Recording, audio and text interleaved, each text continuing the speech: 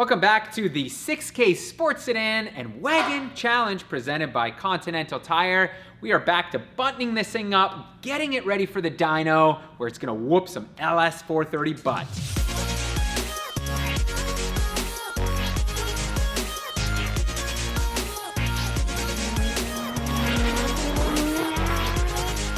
We are back at it today, which means we're gonna start putting together a lot of the engine bay, make it a complete runner. However, I did wanna address something, and that is a lot of you guys have been complaining that this is the 6K Sports Sedan Challenge, but you guys have spent so much more on modifications already. And yes, we have. The thing is, if we had started off with a 6K total budget, I'm not even sure what you could buy. Maybe I could have gotten like a 528i E39, like a full Roth box, or like a Crown Vic, or I'll take an 89 Pontiac Bonneville SSEI PT. Or like maybe a Toyota Camry. Like for us, one of those things where we challenged ourselves to buy the best thing we could, the coolest thing we could for 6K.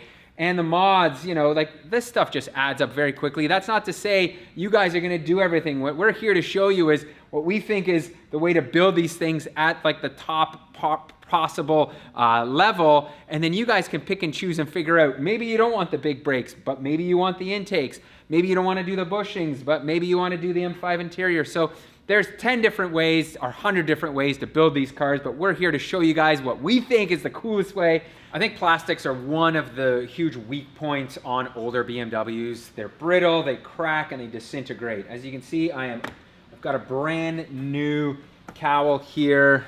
The old one was cracking, like all of this rubber disintegrated. And this actually wasn't too bad, it was like $100. However, this piece right here, which goes in the behind the cowl area, is a M5 specific piece. I wanted to show you guys. I was hoping I could use the 540 one, which ironically is in good shape, but no, I couldn't. I needed to use the M5 specific one, and this is the one that was in the M5 car. And you can see, if you look closely, just have a look here, look how brittle it is, and it's already falling apart. Like, look at that. That is crazy. Now, the crappy thing is, this is $400 from BMW, and this piece is $200, and this piece is $200. So this is a very, very expensive piece to purchase, but I had to get it. And of course, I got it from FCP Euro, but I think this is really gonna complete the look in this area because it covers this harness, and otherwise, like the one that I had was all broken around here, so it would have looked really crummy.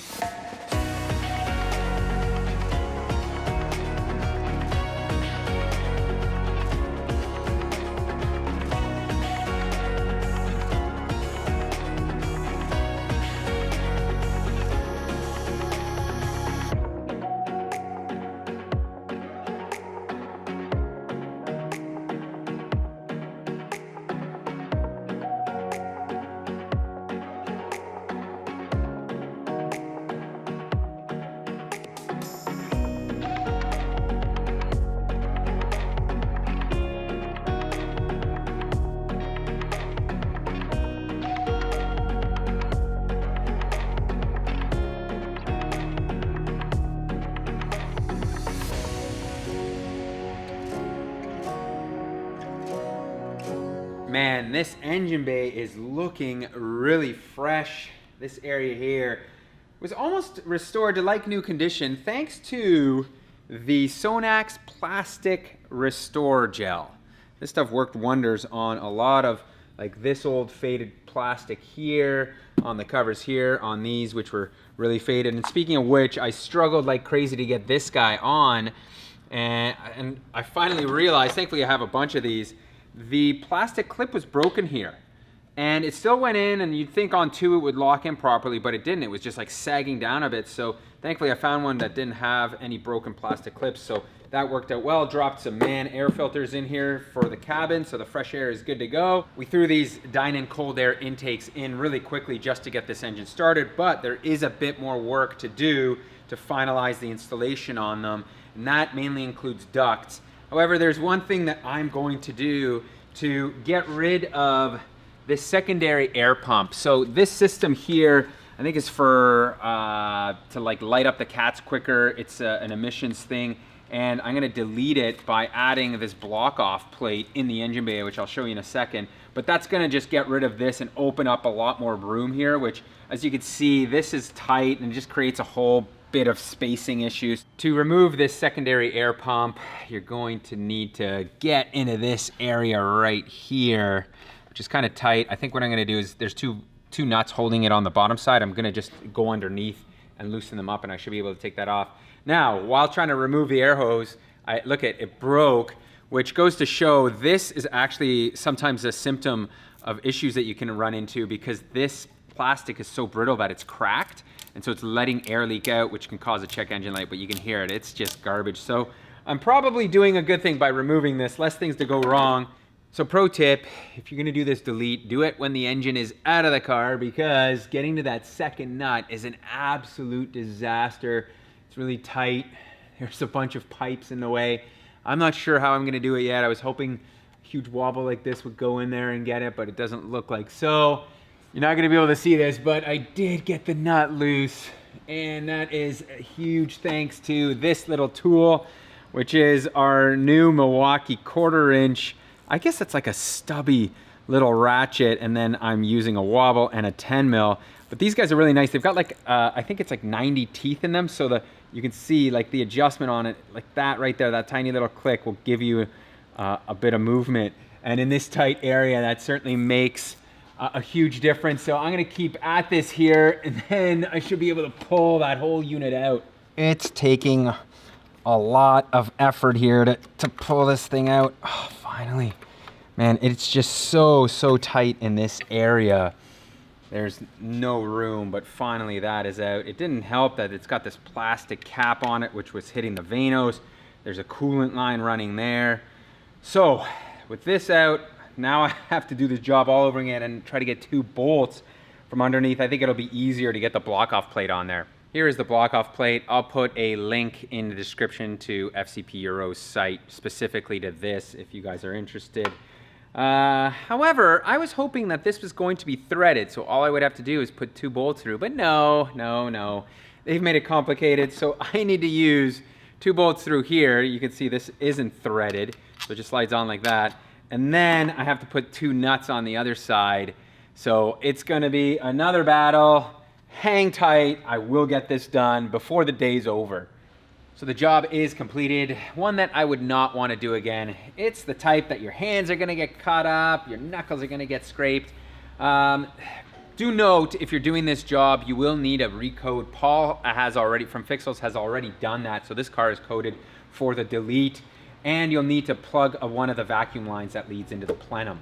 So, with that out of the way, I'm going to pull the actual pump, and then we can get back to doing these intakes.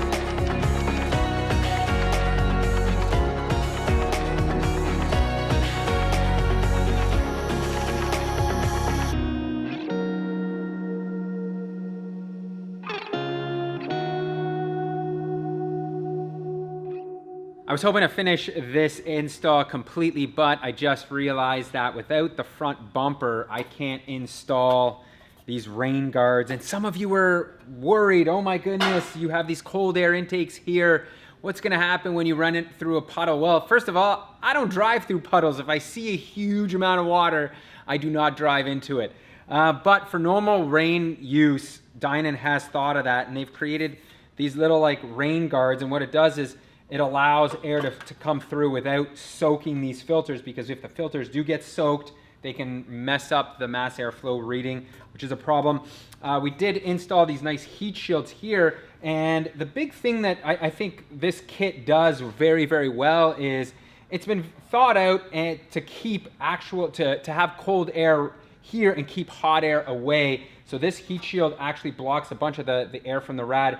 Now, also another symptom that you run into is these mass airflows tend to heat soak. So the hot air coming from the rad soaks them, and now you get less power because it's giving you a false reading of what the actual air temperature is.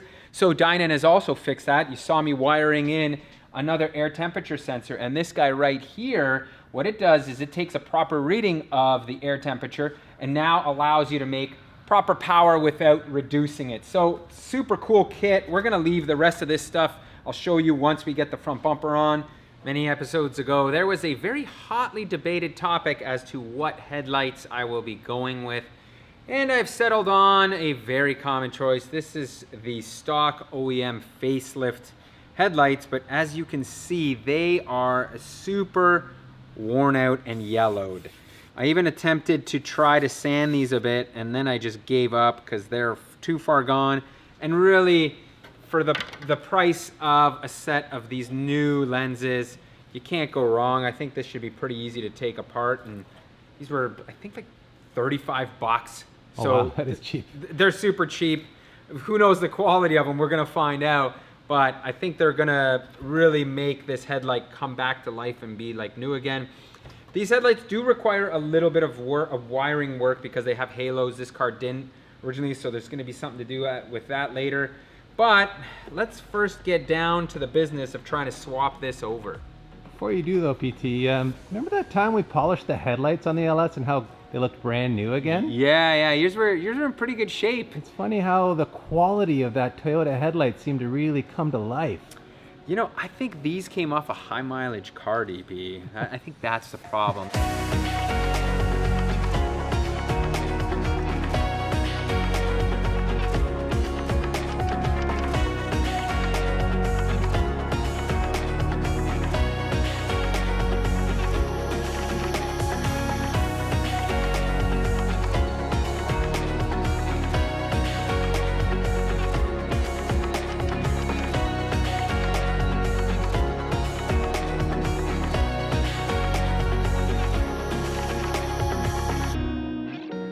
This would be an easy job.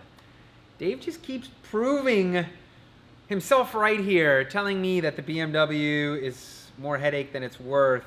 And I thought this will be a 15-minute job. Swap over some lenses. These lenses, look at them. Terrible, no problem. They came off, as you guys saw, rather easy. We forgot a couple of bolts here and there, but once we got them off, the headlight, well, it's looking pretty good, right? You're thinking to yourself, let's just put that lens back on. And then you'll notice the lenses were doing this, moving a bit. And then I was listening, I was like, wait a second, there's a lot of stuff rolling around inside the lens, inside the headlight. What's going on? So when it tipped it open, this is what fell out here. You can see. And then I did a quick Google search, which told me that the adjusters that hold this on here and adjust this lens up and down break. And of course, that's what's happened here. They have broken, very common thing. However, getting a replacement is pretty difficult. I'm gonna have to special order this, I think, from the US. So it's gonna take at least a couple days to arrive here. Honestly, I thought about just putting them together as such. Like, you can adjust them. I don't know, you could probably figure out a way how to get them to sit there, but you gotta do it right. So we're gonna have to shelve this project for a bit until we get the parts, and then we can kind of revisit this mess. Oh, I was so desperate actually that I grabbed an old headlight that I had kicking around here. These are actually out of this car. They're like the pre-facelift ones. And I was so convinced that maybe the plastic clips would be the same, but it turns out that they are not. Jumping down here, we're going to finalize underneath, which includes putting in the drive shaft. I did a bit of research and it looks like the 540i and M5 drive shafts are identical. I'm just gonna stick with the M5 one just because. So this goes back in as such. I've been now using the Milwaukee Fuel brushless ratchet here for about a week, and man, the torque that it has compared to the old one is kind of crazy. I just wanted to show you guys, this is a 21 millimeter bolt, and it's got a locking nut on the other side. And I just put this thing on here. Listen to it power through that. That is super cool. A ton of good torque in this little tool. Oh, wow. It's a lot of torque for this little wrench here. And I've got to hold the other side, so I may want to grab another tool. Whoa. Oh. I'm feeling a little guilty. I did do a bunch of chirping about those damn headlights. So I wanted to point out something that I think the Japanese have not even considered, which they really should, and that is jacking pads. You can't really see it here, but there is a pad underneath here that is built in. It's like a rubber one, it's square, and it's absolutely perfect for a jack point. Whereas like all the Japanese cars, they always use the pinch weld, and guess what? They're flattened out. The Lexus, for example, they're all flattened out. Like somebody just went in there and crunched it up. So to me, this is an item that the BMW and I think the other German automakers have perfected, and the Japanese haven't.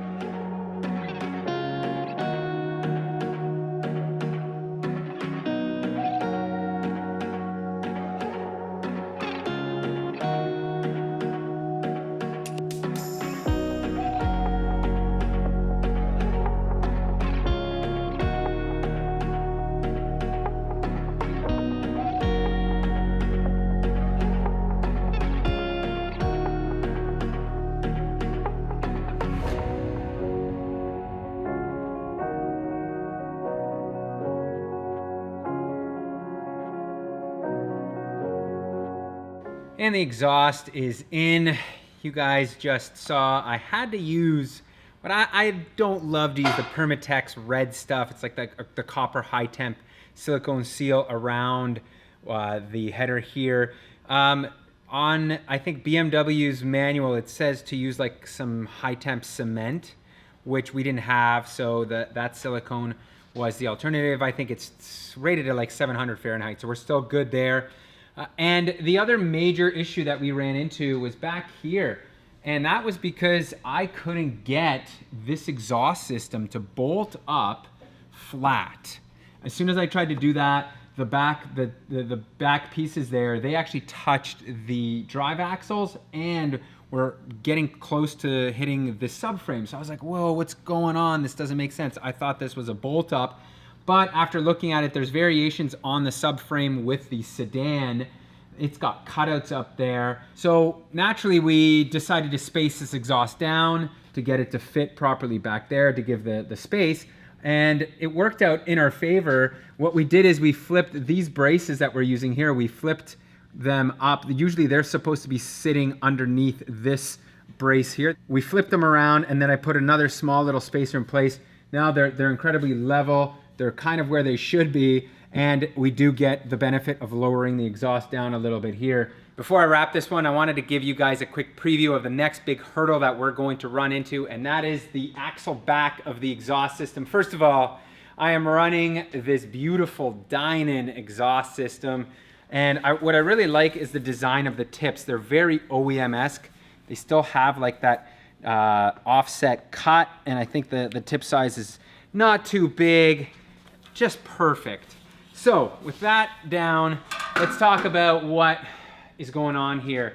You can see on this side, the muffler looks like it's going to fit. The big problem we're gonna have on this side is figuring out how to get the mounts, because there's no provisions here to get the exhaust mount up or hanger here, but I think we might be able to drill through. That's not gonna be a huge issue. Over here, going to be a bit of a headache. I'm not sure what to do. You can see there's nowhere to mount up the factory hangers from the sedan. Now, if the other side is a whole different world of what you would want to do, what some guys will do is actually take this and just cut a piece of the tunnel out right here and run the pipe out, and now you'll have your dual exhaust, but you lose the muffler. I don't know how it sounds. I don't love that. I'm really dedicated to putting another muffler up here, and that means cutting the tunnel here. What I've seen some people do is they take this entire tunnel out and replace it with the sedan one. I just don't think that's something I want to attempt. I think if we just cut it around this area here, then we can fit the muffler up as such and figure out how to mount it. I do actually have a bit of a piece of the tray from the sedan that we might be able to use, but you can see it is going to be a daunting task. So if you guys have any suggestions, by all means, let me know in the comments how to figure this out. I would love to know. And thank you for all the other previous suggestions. One thing to note, you guys said, hey, replace the ball joint on this lower control arm that you didn't do in the previous episode. And I was like, oh, you know what? You guys are right. I should do it while I'm here. So that did get replaced. So thank you so much for that. As always, if you like this episode, think about giving me a thumbs up and think about subscribing and turning on that notification bell, because the next episode on this one is going to be juicy. Go get yourself one of these zip-up hoodies too, PT. That's right. And by the way, you kept calling the trunk floor the tunnel. We're going to call it the trunk floor from now on, all right? It's a tunnel. It's a tunnel. It's a tunnel. Hear the echo. All right, there it is. We are at 220 Newton meters. So we did the other ones, and one of these read, I think it was 215. So it's right around there. So it's an interesting thing to debate, whether if you don't have an angle wrench, do you really rely on that? I mean, you probably could